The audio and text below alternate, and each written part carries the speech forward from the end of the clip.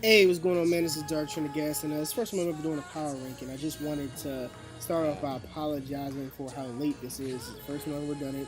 I didn't have all the information together like I thought I would until this morning. So you'll probably be seeing this probably somewhere around, let's say 5 o'clock Tuesday. So without further ado, let's get into this. Let's go. On that track with gunplay, outcast my whole life, so I decide to spit like Andre. Beef is on my entree, gin and juice, that's Bombay. Driving faster.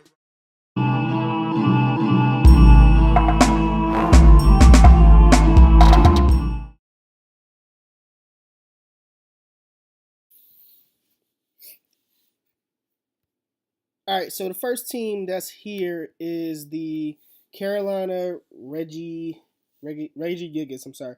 If I start stuttering, bro, let me tell you, this is, bro.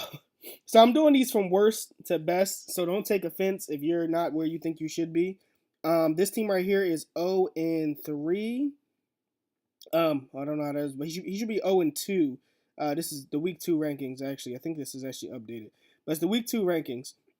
So he's 0-2. He's sitting at a negative 11. Not sure how that is, but he's negative 11. And it basically this team, the match that he had. Let me see. I got some notes right here. Let me just give it these notes real quick. So the Reggie Gigas is the first set of notes that I had. Um, he suffered from early predictions. He overpredicted way too early in the match. He underprepared for Entei and Togekiss, which are both two very scary threats and two common things that would have been brought against his team if I thought about it. Uh, I don't think there's too much he could have did about this. This was just pure just there wasn't too much he could do about it. It wasn't a terrible match. It was just it was unprepared. He was just unprepared for the match. Um, let's go on to the next one. The next one in this is the Carolina Cast Forms. Carolina Cast Forms, let me make sure I'm checking my information. Let me make sure everything is right. Carolina Cast Forms are actually 0-3 also. They're sitting at a negative 8 differential, which puts them which puts them slightly above what's the name of these guys? Bro! Oh, the Carolina Reggie Gigas. Um, One thing about this team, make sure I got this right because I got these noted too.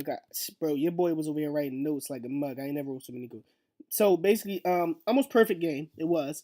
He started out. He started out very well, but he started to tilt and switch towards the end, and I think that's kind of what got him because once he started tilting, that gave Blacephalon a little bit of time to, start steamrolling on your boy.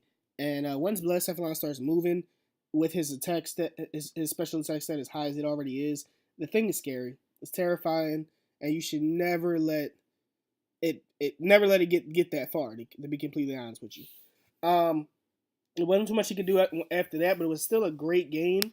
I think he actually is going to come off with a win in week 3. Uh, by the time this comes out, week 3 would have already happened, to be honest. But I'm pretty sure that if he keeps playing the way he's playing and just have some faith in your Pokemon, you should be good, bro. Have some faith. Don't be switching around and watch what you're doing, homie. On to the next one though. This is me. To be completely honest, I feel that I actually. What is my differential? What is my differential? So I'm negative. Whoa, pause. Hold up. Pause. Okay, so I'm negative 5 differential. I am the third worst in the league right now. I am sitting at 0-2 during the week 2 rankings, which, pause. I could be a little lower than this. I'm up at 0-8. Not sure. The rankings have been changed. I feel like they're changing before my eyes, to keep being completely honest with you. But uh, honestly, bro, what I was tilted. I was always tilted. In the first couple turns, my Manectric, which was a serious check to his team, was frozen.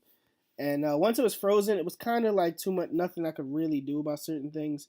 I just kind of just had to keep playing, and it was really no turning around. It was just I had to play as well as I could, and there wasn't really too much I could do to turn the match around. So I just had to do what I had to do after that. Hopefully the next week I do a little better, but yep, I'm number 3. I power rank myself as number 3, the third worst in the league. I went number 4, and number 4 right here are the who are the Grumpigs. Where are you at, guy? You're in here, guy. The Grumpix. The Grumpix are actually two. Okay, so the rankings actually changed a little bit. I'm assuming because people are a little changed, but the Grumpix were at this time are 1-1. They were sitting at a -8 differential. I believe. Now they're actually doing very well. They were sitting at a -8 differential in his match. Let me make sure because I noted this right too. Who are you? You are the. I know this is a little messy, guys. Hopefully next week will be a little better. But you are the. Did I not write anything for the Grumpigs, bro? Bro, did you just forget about them? I don't think I did. I don't think I did. Was the match like that solid? I didn't write anything. I don't believe that. Give me 1 second. I gotta go back and look because I want to make sure that I have all my information correct. The Grumpigs. Grumpig, Grumpig, Grumpig, ooh, Grumpig, Grumpig, Grumpig, ooh. The Grumpigs are Zane. There's Zane. And you want to know what it is? The Grumpigs, I actually don't have a match for them. That's what it is. I don't have a match for them. I think the Grumpigs forgot. They forgot to upload their match, so I didn't have a match to review for them this week. But they're still sitting, at the time of this video, they're still sitting at a 4th place spot as the lowest. I'm sorry I don't have anything for them. Hopefully, week 3 we'll have something for Zane and them. Let's skip on to the St. Paul Palkies, which are number 5 in the power rankings. Let's see. The St. Paul Palkies, I wrote for you guys. It was a solid game. Bob just prepped way better. He just prepped way better. His prep was perfect. He was ready for everything this man could have done. I don't think there was too much more he could have really done to even spin this one around. The one thing, hold up, the one thing that he could have probably done is maybe try to take out the Arcanine a little earlier somehow. But other than that, he really did. The team was just well prepped. This was a really good match, a really balanced match. There was nothing that this could have went either way. To be honest, it could have been either person could have ran away with this one. So let's go on to the next one, the Southern Swallots. So the Southern Swallots, I wrote something here for them too. The Southern Swallots, they simply just outbulked. That's really just what happened, man. They simply just outbulked. It was just their team is just extremely bulky. There was nothing that he could do at the time. He just had to take it. I mean, it was one of them situations you just gotta take it. Is it when you're dealing with a really bulky team? It's hard to get around it. It's hard to get around that bulk. The Swallots actually have. Let me see. What do they have? They actually have. He just has a really bulky team. It's Tokidamaru. He has a lot of really, really bulky things. So I mean, it was really nothing he could do. He did his best. But the team, he really just got outbulked, man. That was it. There was nothing else he could do about it. I know I just keep repeating myself, but it's simply because that was all that could have been done. The team just, and then he has the Dragonite. It was just nothing Wire could do, man. Wire, I'm sorry, it was nothing you could do, bro. But hopefully, good luck next week, guy. Good luck next week. On to the next one. Desmayan Dialgas. This name confuses me all the time. I can't get the name right. I don't even know how to pronounce that, cause Techno, what kind of name is this, bro? Bro, that freeze is all I gotta say, man. That freeze, and on to the next one, bro. That freeze just did it for you, boy. You said I could have really had that, bro. You brought so much stuff that would have been dealt with by Manectric, man, and it was just that freeze just did me in. And it was a 10% freeze. Not saying that you could. I mean, it was clearly you could have won either way. I mean, once you got that what's one call it, that the Kartana rolling possibly, but I had so many counters for Kartana that just got broken when I lost him. I'm just gonna reveal it, man. I had that thing EV to take like 2 freaking Leaf Blades from Kartana at +1. You would have gotten blown back, fam. But, it didn't happen. So, hopefully I catch you in the playoffs if I can pick up my win loss differential and Let's see this. Hopefully, things get better, bro. Sacagawean Slowbros. Um, Let me see. What do I have for you guys? Okay, so for the Sacagawean tour, one word, bro. I literally just wrote one word: monster. This guy has a Celesteela. This thing just has a Celesteela. Like that's all we have to say. This team is literally dead center in the power rankings, and it's literally because it's Celesteela. Celesteela is just a problem. There's nothing that we could do to withstand that thing's monstrous power. Like once he lost this in turn one when it popped the berry, and it survived the energy ball. In turn one, once the rocks was up, everything started getting weakened down. After that, it just the whole team just was set and ready for Celesteela to just stand there and take hits for the rest of the day. Um, this is just a lesson to anybody else that goes up against this guy. That Celestia is gonna be a problem. Bring fire. I mean, lots of fire. Bring everything that can burn. Even if a Pokemon isn't special or it learns the smallest fire type attack, I'm talking about hidden power fires. Bring electricity. Bring fire. Bring whatever you gotta bring. That Celesteela is going to wall us all. Let's on to the next one, bro. The Duskulls. The Duskulls are actually in a really good standing area. Let me make sure. At the time of this, the Duskulls are sitting at the 2-0. The Duskulls are 2-0 at the time of this. Let me make sure because I'm sure I have something written here for them. I got notes for everybody. The team is balanced. Really balanced team. Really good plays. I mean, that's all that can be said for it. The team is pretty solid. He has some of the bulkiest. Like there's a lot of bulk in this league, and this team right here, the threat with this team is that he has two mons that counter each other very well. Actually a couple mons to be honest. He has a defensive wall for everything. He has a Arcanine which couples well with Latios or Latios, whichever one it is. It also couples well with Feeney. Um, he has a Registeel, which couples well with Feeney or with what's his name, can take electric type attacks. He has a ground type that absorbs his electric weakness. I mean, he has grass types that absorb his water weakness. The man has two levitators, a flying type. The team is solid when it comes to earthquake. It has a really big earthquake weakness, but also very good things to counter it. He has a very crazy amount of balance of special attack and physical attack in his team. He has almost split down the middle. He has a good two good mixed attackers, a really good amount, like one, two, three, four good physical attackers. Another one that's hybrid. He is really good, solid team guy. Very solid. Basically, there wasn't too much he could do about that. On to the next one. Linda's team. Her team. This team here is probably the fattest team in the league. This team has so much bulk. Everything on the team is bulky. It has the perfect balance of power, bulk, versatility. She has spin resistance, rock setting, a spinner, defogger, a levitator, toxic setter. Toxic spike setter. She has a freaking wall. She has everything that she needs. Leech seeder.